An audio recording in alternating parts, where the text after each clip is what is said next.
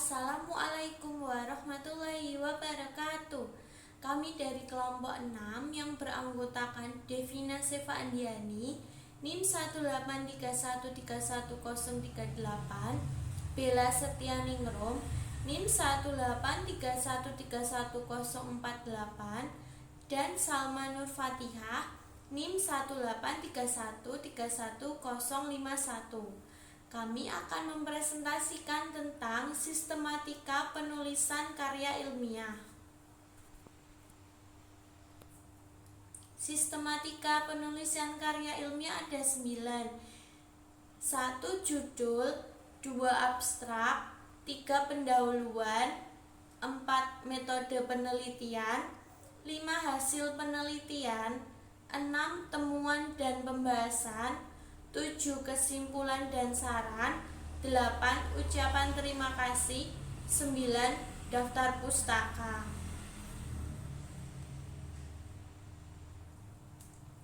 Penentuan judul harus singkat, deskriptif dan inovatif, mampu menggambarkan keseluruhan isi artikel, lebih baik dipikirkan dan ditetapkan setelah seluruh naskah selesai disusun.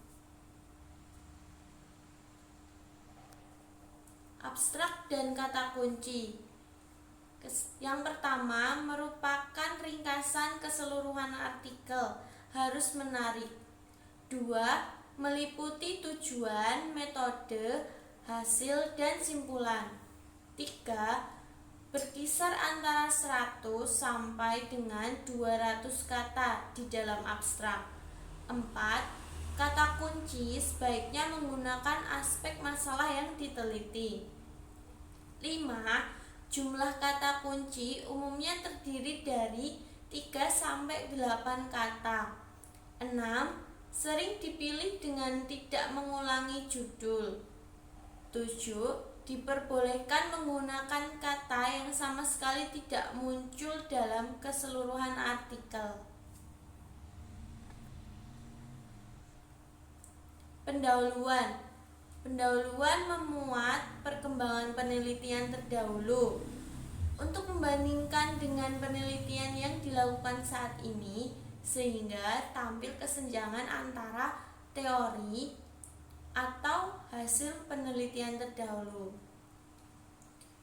Kemudian mulailah dengan mengkaji pustaka terkini.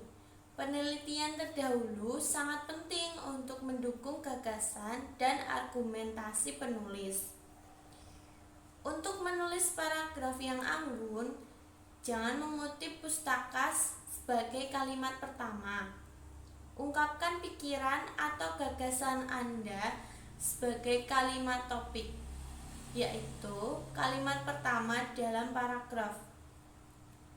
Pendahuluan sebaiknya memuat fakta, teori, dan opini. Assalamualaikum warahmatullahi wabarakatuh.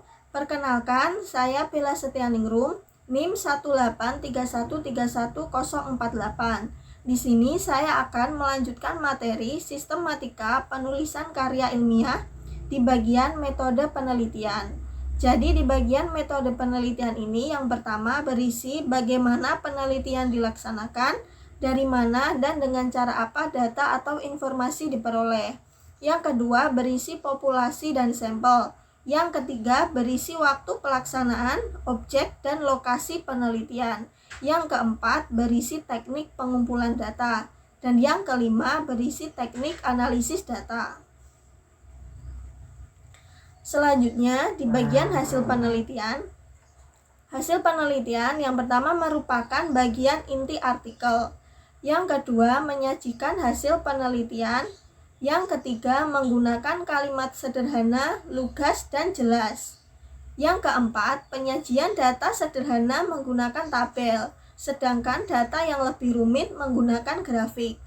Yang kelima, penyajian dimulai dari hasil utama diikuti oleh hasil pendukung. Dan yang keenam, jangan mengulangi menulis angka yang telah ditulis pada tabel dalam teks, laporkan data perwakilan dan bukan data mentah. Selanjutnya di bagian pembahasan, yang pertama berisi penjelasan hasil dan implikasinya untuk kajian di masa depan. Tidak mengulangi yang telah dipaparkan dalam kajian pustaka atau hasil. Hubungkan hasil dengan pertanyaan yang diajukan di bagian pendahuluan. Yang kedua, merupakan diskusi dari hasil penelitian apakah hasil sesuai tujuan atau teori. Yang ketiga, sebaiknya mempunyai alur yang sistematis. Yang keempat, jangan membahas suatu aspek secara berulang-ulang. Yang kelima, pendapat atau hasil penelitian orang lain yang dijadikan bahan pembanding dengan hasil yang diperoleh dengan bahasa sendiri. Yang keenam, jangan terlalu berspekulasi. Dan yang ketujuh, bermuara pada suatu titik yang mendukung kesimpulan. Selanjutnya, di bagian kesimpulan dan saran. Di bagian kesimpulan, yang pertama merupakan jawaban dari permasalahan, menyajikan ringkasan dari uraian hasil dan pembahasan. Yang kedua, sebaiknya berdasarkan fakta yang ditemukan dalam hasil dan pembahasan. Yang ketiga, dikembangkan pokok-pokok pikiran baru yang merupakan esensi dari temuan penelitian. Yang keempat, dapat memuat implikasi temuan penelitian. Dan yang kelima, tidak perlu sistem nomor atau butir-butir. Selanjutnya, bagian saran. Yang pertama, dapat mengacu kepada tindakan praktis, pengembangan teori baru, dan penelitian lanjutan. Dan yang kedua, harus berkaitan dengan pelaksanaan atau hasil penelitian. Assalamualaikum warahmatullahi wabarakatuh. Perkenalkan, nama saya Salma Nur Fatihah, NIM 183131051. Di sini saya akan membahas tentang isi penutup, ucapan terima kasih, dan daftar pustaka. Isi 1. Urutan masalah yang dibahas. 2. Analisis dan interpretasi. 3. Ilustrasi atau contoh. 4. Tabel, gambar, atau grafik jika ada. Penutup itu berisi simpulan dan saran jika ada. Simpulan merupakan jawaban permasalahan yang dikemukakan dalam pendahuluan. Ucapan terima kasih itu untuk pihak yang pantas. Ucapan terima kasih pada pihak yang pantas, pemberi dana, bahan, dan sarana penelitian, sponsor. 3. Semua nama yang tercantum sudah terkonfirmasi. 4. Ungkapan secara wajar. Daftar pustaka yang dimasukkan adalah sesuai yang diaju dalam naskah artikel. 2. Pustaka yang diaju harus ada dalam daftar pustaka. Gunakan Mendeley, Ethnod, dan Zotero.